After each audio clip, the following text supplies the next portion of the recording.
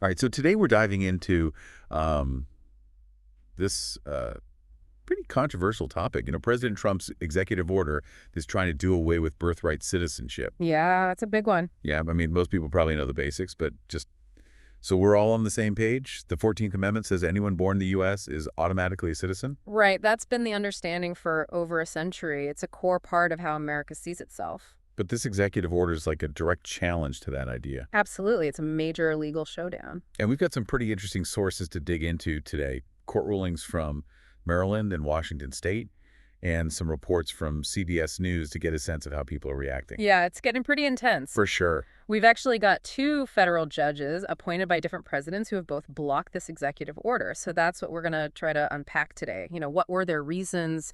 What does this mean for the future of birthright citizenship? Okay, so before we get into what the judges said, let's break it down. Like, what exactly is this executive order trying to do? Who would it affect? So it's basically trying to say that children born in the U.S. to parents who are here illegally or on temporary visas wouldn't automatically be citizens. Mm. And it even applies if just the father is a citizen or legal resident. So it's creating that whole new category of people who are born here but wouldn't be considered American citizens. That's a huge change. It is. No wonder it sparked all these legal battles. Yeah. I mean, the Constitution seems pretty clear about birthright citizenship, right? Right. The 14th Amendment doesn't mention any exceptions based on a parent's immigration status. So the lawsuits against this order are arguing that it directly violates the Constitution's citizenship clause. Makes sense. So let's talk about Judge Boardman's ruling in Maryland. She didn't mince words at all. She said this executive order goes against the clear meaning of the 14th Amendment and clashes with over 100 years of Supreme Court decisions. Yeah, her language was really strong. She's emphasizing how serious this is when she says it contradicts the plain language of the 14th Amendment. She's basically saying that the Constitution is pretty unambiguous on this point. She also kept mentioning legal precedents. Can you explain those for our listener in a simple way? Like, why do they matter so much in this case? Sure. So think of it like building a house. Every time the Supreme Court makes a ruling on the 14th Amendment, it adds another brick to the foundation of how we understand birthright citizenship. Okay. And over time, you end up with this very solid structure. That's how we've come to interpret this part of the Constitution. So what Judge Boardman is saying is that this executive order is trying to knock down that whole structure without any legal justification. I see. So she's saying you can't just ignore all those previous rulings. Exactly. She even said that the president doesn't have the power to take away these children's constitutional right to citizenship. That's a pretty bold statement. It is. It raises some big questions about presidential power and where the limits are. Can a president just overturn long-standing interpretations of the Constitution? That's a key issue at the heart of this case. Now let's move on to Judge Coffner's ruling in Washington State. It's interesting that he was appointed by President Reagan. Does that tell us that opposition to this order isn't just coming from one side of the political spectrum? Yeah, I think it definitely suggests that there's wider concern about this executive order. Judge Coffner also used some pretty strong language. He called the rule of law a bright beacon that he's determined to follow.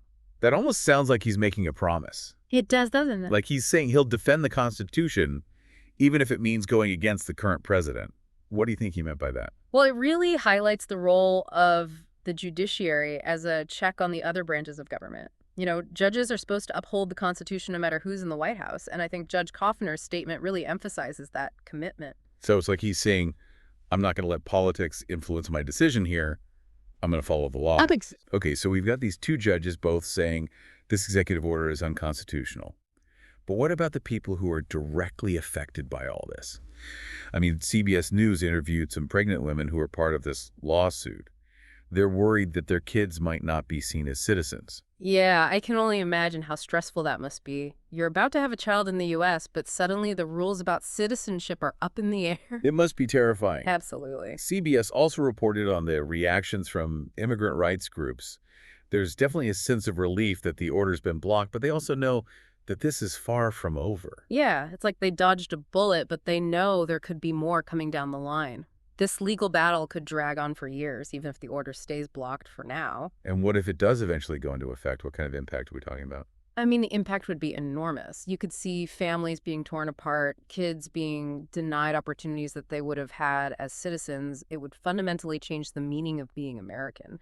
The stakes are really high. It goes way beyond just the legal stuff. It does. We're talking about people's lives, their futures. So this case really forces us to think about what are the core values that define America, and how do those values actually play out in our laws and in the rights that people have. Right. It's a question of what we stand for as a country. It feels like we're at a turning point in a way. This whole case has become a focal point for the debate about immigration in the U.S. And there are really strong opinions on all sides. Mhm. What are some of the main arguments you're seeing out there? Well, on one side, you have people who believe this executive order is absolutely necessary for national security. They think it'll reduce what they see as the negative impacts of illegal immigration. And on the other side, On the other side, you have people who see this as discriminatory, as an attack on immigrant families, and as betrayal of American values. so it's a very complex issue with deeply held beliefs on all sides. Definitely, it's hard to find common ground when there's so much polarization around this topic. It seems like this birthright citizenship battle is just one piece of a much bigger story. It is, it's about immigration, it's about national identity, and it's about how we define what it means to be American in the 21st century. These are questions with answers that are constantly changing. And the outcome of this case will affect generations to come. Absolutely. Which brings up another important point. What does this legal fight tell us about where America is politically right now, about the state of our democracy? I mean, we're definitely in a time of division and uncertainty, that's for sure. There's this real tension between people who want to hold on to traditional ideas of what America is and those who say the country needs to change and adapt as our population becomes more diverse. In this case, with birthright citizenship at the center, really brings that tension into sharp focus. It does. It's like we're looking through a magnifying glass at the most fundamental questions about belonging in America. Who gets to be considered American and what rights and responsibilities come with that. Wow, it's almost like we're figuring out what it means to be American in real time, and the legal system is struggling to keep up with these rapid changes in society. Yeah, the courts are often in the position of trying to interpret the Constitution in the context of modern challenges, and this case is a perfect example of that. So where do we go from here? What's the next step in this whole process? Well, these rulings are really just the beginning. We're likely to see more legal challenges, and it could very well end up at the Supreme Court. So the fight's not over by a long shot. Not at all. And the final decision will have huge implications for individuals, for families, and for the development of American law as a whole. It's clear that this goes way deeper than just technical legal arguments. It does. We're talking about fundamental human rights, the meaning of citizenship, and the very essence of what it means to be American. It's a lot to take in. It is. But these are conversations we need to have as a nation. We need to face these difficult questions head on and try to find solutions that uphold our values and protect everyone's rights. And we need to do it with empathy, with understanding, and with a willingness to listen to views that might be different from our own. Exactly. This case reminds us that the pursuit of justice and equality is a journey, not a destination, and we all have a role to play in shaping the future of our country. It's a big responsibility, but we can't shy away from it. This deep dive has really shed light on a crucial moment in American history. It's a moment where legal principles, social values, and political realities were all colliding in a way that will have lasting consequences. It's a moment that demands our attention, our critical thinking, and our active participation. And hopefully that's what we've been able to offer you today. So we've explored these two court rulings where judges appointed by different presidents blocked President Trump's executive order. They both saw it as a violation of the 14th Amendment. Right, and we've heard from people whose lives are directly on the line, these expectant mothers, the immigrant rights groups. For them, this isn't some abstract legal debate. Absolutely. This whole thing has really stirred up strong feelings about immigration, about presidential power, and about what it even means to be a citizen in this country. So where do we go from here? Well, as we said, these rulings are likely just the opening act. This could easily go all the way to the Supreme Court, and that final decision will be monumental. This case is a prime example of how the Constitution, even though it's centuries old, is still being interpreted in light of new challenges. It's a living document. Exactly, and those reinterpretations can lead to huge shifts in how we understand our most basic rights and freedoms. It's also a reminder that the courts are there to keep things in check. Yeah. They can make sure that even a president has to follow the rule of law. That system of checks and balances is vital for protecting individual liberties, even when there's political pressure to do otherwise. We've covered a lot today, but I think the biggest takeaway for our listener is that this isn't over. This legal battle over birthright citizenship tells us a lot about the current climate, the debates around immigration. What's your final thought on that? I think it reveals a nation grappling with its own identity, trying to balance its past with the realities of the present and the future. It shows just how divided we are and how tough it is to find common ground. You've given us a lot to think about. This deep dive has taken us through the legal details, the human stories, and the wider impact this case could have. And we hope you, our listener, will continue to explore these issues, have those tough conversations, engage in critical thinking, and make your voice heard on what a just and equitable society looks like. Thanks for joining us on this deep dive. Huh? We'll catch you on the next one. So both these judges have blocked this executive order, at least for now.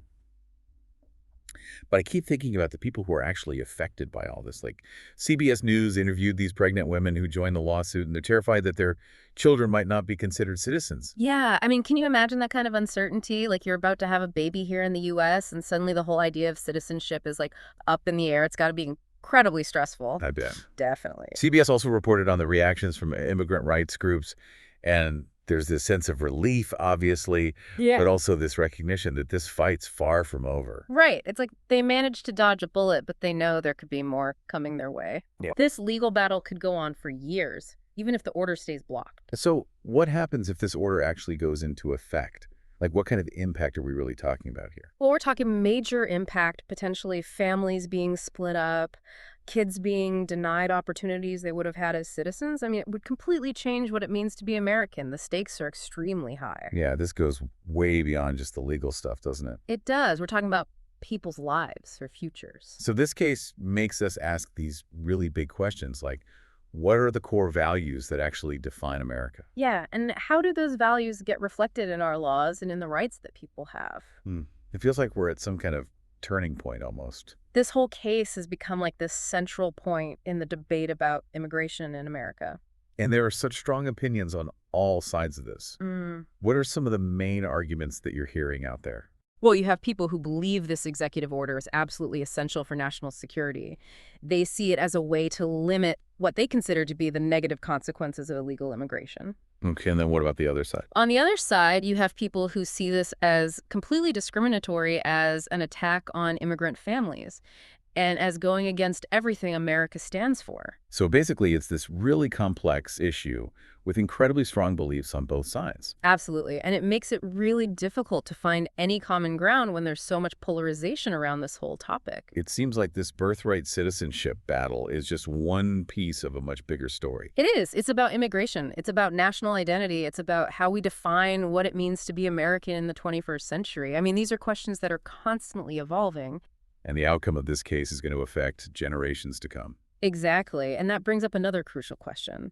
What does this legal fight tell us about where America is politically right now, about the state of our democracy? Yeah, I mean, it's clear that we're in a time of real division and uncertainty.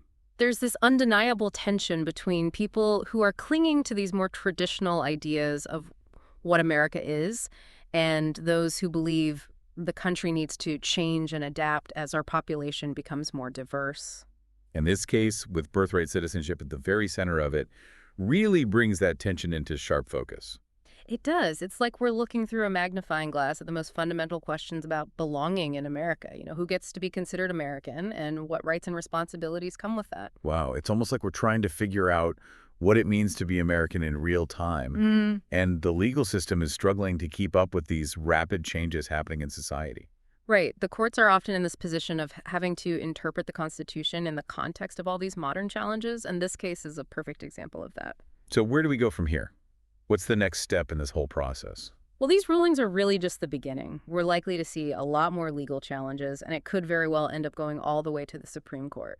So the fight's definitely not over. Not at all. And the final decision is going to have enormous implications for individuals, for families, and for the way American law develops as a whole. It's clear that this goes way deeper than just these technical legal arguments. It does. We're talking about fundamental human rights, the meaning of citizenship, and the very essence of what it means to be American. It's a lot to think about. It is, but these are the kinds of conversations we need to be having as a nation. We need to face these difficult questions head on and try to find solutions that both uphold our values and protect everyone's rights. We have to do it with empathy, with understanding, and with the willingness to listen to views that might be different from our own. Exactly. This case reminds us that the pursuit of justice and equality is a journey. It's not a destination, and we all have a part to play in shaping the future of this country. It's a huge responsibility, but we can't shy away from it. This deep dive has really shed light on a crucial moment in American history. It's a moment where legal principles, social values, and political realities are all colliding in a way that's going to have lasting consequences. It's a moment that demands our attention, our critical thinking, and our active participation. And hopefully that's what we've been able to give you today. Okay, so we've gone through these two rulings, right? Two judges appointed by different presidents, both saying no way to this executive order. They see it as a clear violation of that 14th Amendment. Yeah, and we heard directly from folks who are on the front lines of this, those soon-to-be moms and immigrant rights groups. This is way more than just legal theory for them. For sure. This whole thing has really stirred up some serious emotions about immigration, presidential power.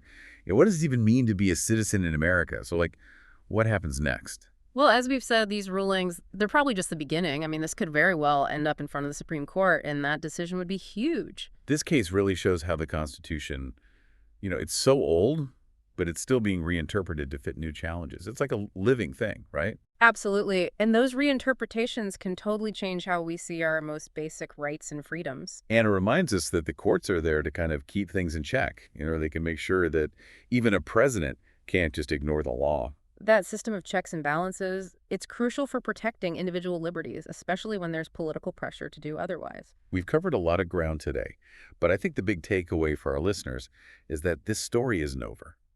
This fight over birthright citizenship, it tells us so much about what's happening right now, the debates we're having about immigration. So any final thoughts on that? I think it shows a nation struggling with its own identity, trying to reconcile its past with where it is now and where it's going. It highlights how divided we are and how hard it is to find common ground. You've given us all a lot to think about. This deep dive, we've walked through the legal stuff, the human stories, and the bigger picture of what this case could mean. And we really hope you, our listeners, will keep exploring these issues. Have those tough conversations, think critically, and make your voices heard on what a just and fair society should look like. Thanks for joining us on this deep dive. We'll see you next time.